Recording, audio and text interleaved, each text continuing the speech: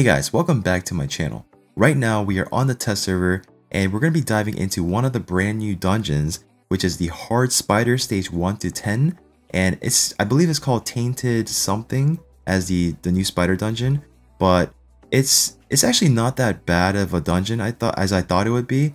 It's a lot more simple than I expected. Initially I thought I was going to go with like some sort of poison explosion setup, but I didn't really have to think too much outside of the box, and it's not as crazy as I thought it would be, well, pertaining to the early stages, but towards the end stages, I'm going to be using more of an end game setup because you have to keep in mind this is meant to be an end game content, or that's what they're portraying it to be. Regardless, the stage 1 of the spider is always going to be a better farm than the stage 25 of the regular spider because it's the same amount of energy, but in stage 1 of the Tainted spider, you have a chance to get the mythical drops, right, for the accessories. So I would definitely say try to lean towards doing stage 1 of the spider if you can, and pretty much never go back to the regular spider because I'm never going to go back again. So there's 2 compositions I prepared for you today, and one of them is going to be more geared towards more of a friendly composition, I would say. It is by no means is it a free-to-play friendly or an early game, mid-game friendly composition because, again, this is supposed to be end game content, right? You don't really belong here just yet. So but it's going to be for the people that actually are to get to this point. It's going to be more of a friendly composition for you guys, and then heading towards the stage 10 of the spider, it's going to be more of an end game, more of a pay to win kind of composition. So let's get right into it here, and then I'll show you the champions gear and what we're using. So the first thing I want to show you is stage 1, and when we go to stage 1, look at this, guys. We have 3 royal guards, a Kymar, and a Lydia, right? 3 royal guards is, I would say, I mean, it's 3 epic champions. By no means are they easy to get. You still have to be able to pull them. And we do have a Kymar also, who is a champion that most people want, and a Lydia that you can actually earn within the game. Now, for this stage, I originally tried to use 4 royal guards, and it was working out, but I wasn't getting the consistency that I wanted. So once I switched one of the royal guards out to a Kymar, it was a way more consistent, and I'll show you that right now. So I'll show you the presets that I have set up for this afterward, but basically it's literally nuke, nuke, nuke, reset, nuke, nuke, nuke, right? That's pretty much how it goes. And the way this goes is you want to try to nuke down the lings because that's going to be putting a lot of damage into the boss. And we're also putting in some damage into the boss with the takedown as well. But the point of this is you want to try to down the lings as soon as possible so that the boss doesn't take the turn, and boom, 24 seconds, done. So once again, the setup is we're opening with the Kymar, and as soon as someone takes a turn or makes the first move on my team, then the 2 extra spiderlings are going to drop in the background, and then we have the leader to set up to do AoE defense down weekend on everybody we can, and then we have the 3 royal guards to nuke with the takedown with the A2, and then we have the Kymar to reset, and then we nuke again, and that's it. So that's pretty much how this is going to go, but I do want to talk about this boss real quick. So for the first ability here, so what this spider does is on the A1 he's going to be attacking all enemies. Damage increases by 15% if the target is under poison debuffs. Damage based on attack. A2 attacks all enemies, decreases the turn meter by 30%. This is killer. If his target's turn meter is fully depleted, place a sleep debuff for 1 turn. This debuff cannot be resisted. And then for the passive ability here, spawn 6 tainted spiderlings at the start of the round, and spawns 2 tainted spiderlings at the start of each enemy's champion's turn. Spawns 4 tainted spiderlings at the end of Tainted Skavag's turn, and pretty much he's going to be dropping a lot of lings along the way. And this boss is immune to heal reduction, decreased speed, HP burn debuffs, which is our easiest way of cheesing the original spider dungeon if you guys remember, and as well as turn meter reduction effect, so you can't really reduce his turn meter at all. And whenever HP burn debuff is activated, then it's going to heal the Tainted Skavag for a portion of his HP. So whenever, this is the biggest thing here, guys, whenever a Tainted Spiderling dies, inflicts damage to Tainted Skavag equal to 3% of her max HP. So again, what we want to do here is just nuke down the spiderlings as soon as possible, and then that's just going to shred the boss. And we have a lot more passes going on here. Typical boss effect: can't be stunned, can't be frozen, can't be slept, and yada yada yada. And damage from skills at skill based on enemy and max HP cannot exceed 10% of the boss's max HP. So this is pretty much going to be the same thing that happens for stages 21 to 25 spider. And we do have a special passive added here as well, with the decreases the damage inflicted by the boss for each awakening, and also increases the damage received by the boss for each awakening level as well. And the scale is based off of what level you have. So that's pretty much for this boss, and I'll run it one more time so you guys can see it again. And like I explained already, we have the Chimera opening. He's going to be doing the just a regular AoE hit, and now the spiderlings in the back are dropping down. We AoE defense down and weaken on everybody. Nuke, nuke, nuke, and then reset. Nuke again. Oh, AoE defense down, weaken. Nuke again. And then boom. So that's pretty much the run. So if you are able to make this setup, if you are able to make this team, then I would highly encourage you to do it and pretty much just never go back to doing stage 21 to 25. Why? Because stage 1 to 10, the hard spider dungeon, the Tainted Skavag, whatever the name is, drops mythical accessories. So that is what you want to aim for, guys, okay? Now, as far as a preset goes, it's very, very simple. All you're going to be doing is you're going to be starting with the Chimera with the opener A1 or A2, doesn't really matter. And I guess I will talk about the speed and the stuff that they're wearing a little bit after. But yeah, he is running at 316 speed as the fastest champion. And this is very flexible. And then for the royal guards, they're just doing takedown on A2. And they're all pretty slow. 219 speed for the one royal guard, 180 and 179 for the other royal guards. And for the Lydia, just prioritizing the A2 here with the AoE defense on weaken. And that's pretty much the run. That's all you got to do. And my Lydia is actually a 258 speed, so I can be ahead of the royal guards. Make sure I can cut ahead of them. So if you guys are curious on what gear and stats and the masteries that they're using, I will show you that now. And then in a moment, we'll get to the stage 10 part of the dungeon, where it's going to be more of a endgame content, or pay to win, whatever you want to call it. So here we go. So for the Lydia here, we have her in shield set, and this isn't really necessary. You don't have to put her in the shield set. I only have that on her because I use her in other parts of the game, and I kind of just left her the way I had her. So for the stats here, we have 258 speed. That's the only really important thing here. So one thing I do want to mention that's very, very important is going to be the accuracy needed for stage 1 to 10. So as far as stage 1 goes, I believe 250 accuracy is what you need to do stage 1 on the hard spider. And for stage 10, you're going to need an accuracy of 330 to 350 accuracy to consistently land your debuffs, and that's from my own testing. And so yeah, I'm gonna mention that again when we go over to the other composition, but that is the stats I have for Lydia, and that's all I really focus on. And for the skills, I do have her fully booked out. For the masteries, I do have her going down to the War Master, which is a pretty typical PvE kind of build.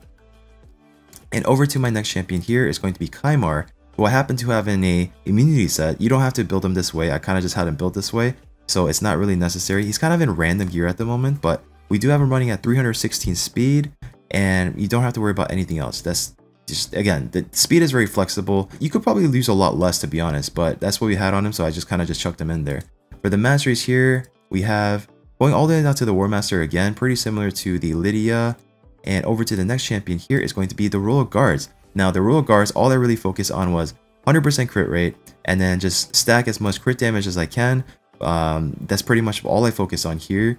And for the speed, again, it's between 179 to 219, and the speed is very flexible here as well. So whatever in between there is fine. For the skill books are fully done, as well as the masteries are going to be very similar to this for most of the Royal Guards. This is a pretty typical nuke kind of setup for a Royal Guard or a Cold Guard or something like that, all the way down to the Flawless Execution for the extra 20% crit damage. And that's pretty similar to what I have for most of the other Royal Guards here, like this one. And these I already had in War Master because I was using them in other parts of the game, and I kind of just left them that way. But if I were to switch it up, I'd probably go down to the Helm Smasher or the Flawless Execution again with this. But for the stats here, I mean, they're all pretty similar here. 100% crit rate, 280% plus crit damage. That's pretty much what I have for most of them here. 279 crit damage, and that's pretty much it.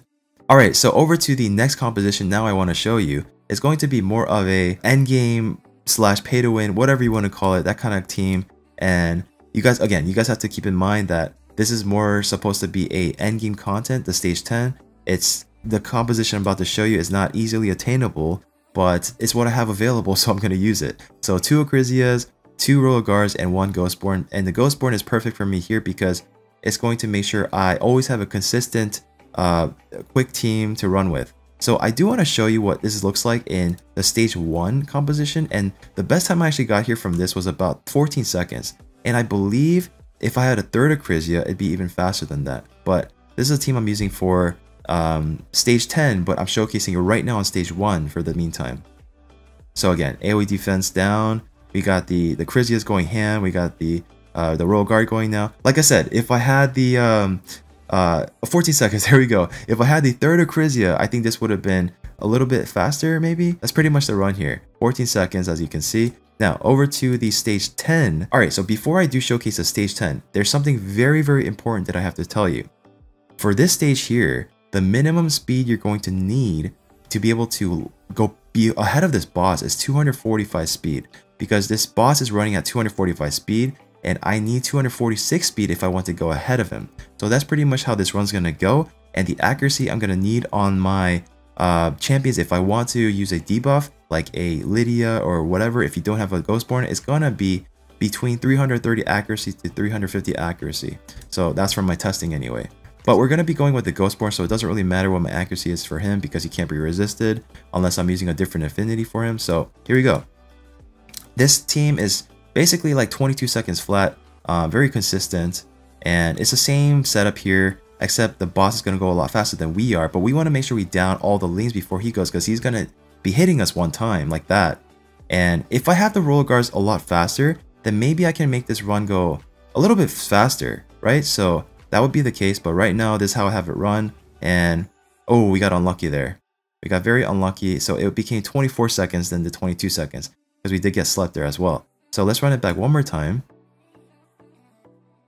You know what? I might actually go back real quick and just switch the roll guards to be faster than that 245 speed just to see how much faster I can make this run. Because that's going to be taking up a couple seconds of animation, right? Okay, we got lucky there with the brimstone. So I think this is going to go pretty well. 22 seconds? Yeah, wow, 19 seconds. Look at that, guys. We got a record on ourselves.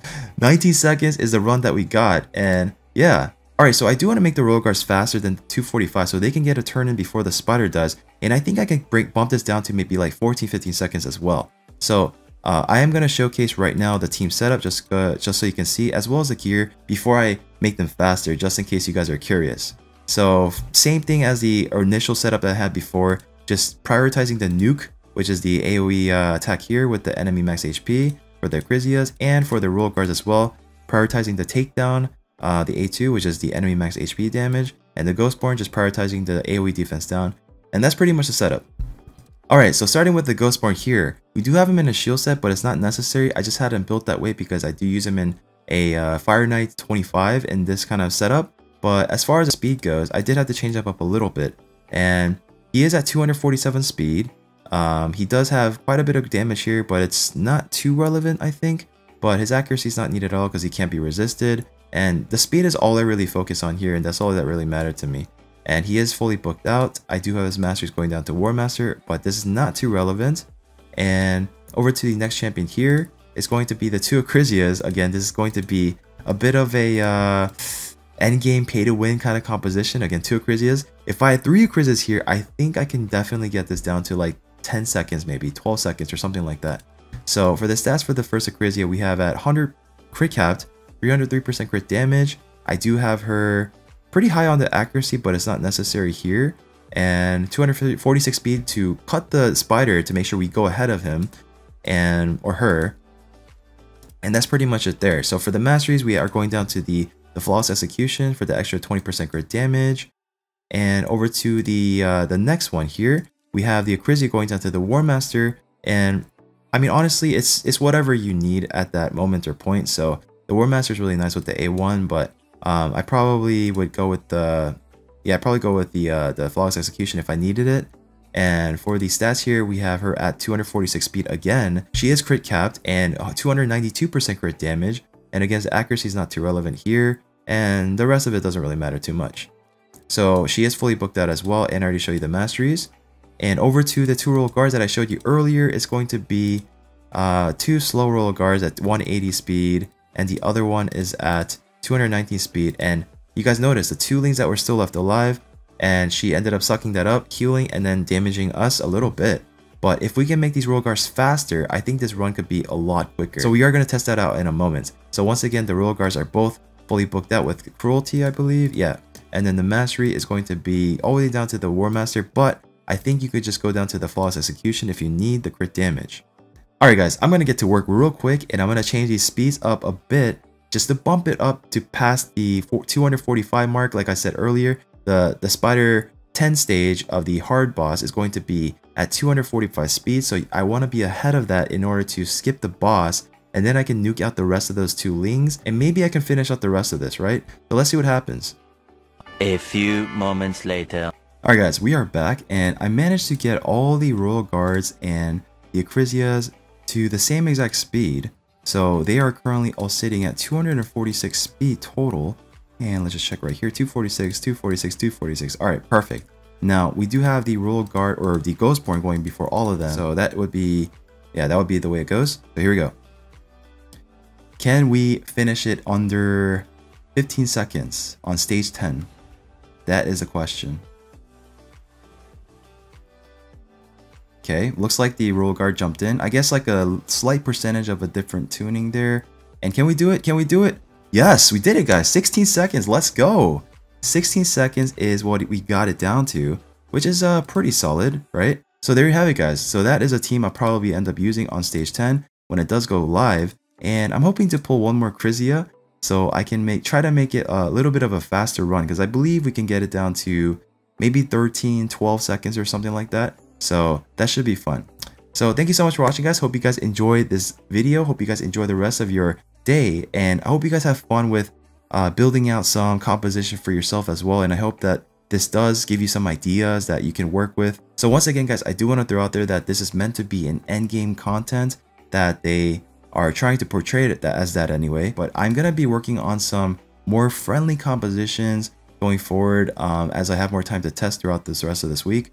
I'm going to be trying to work on something a little bit more friendlier than using the 2 Crisias here, and maybe try to get the 3 royal guards to work up to the stage 10 as well. So we'll see what happens. But thank you so much for watching, guys. If you guys enjoyed my video, if you guys do enjoy my content, please make sure to subscribe, hit that like button, and I'll see you all in the next video.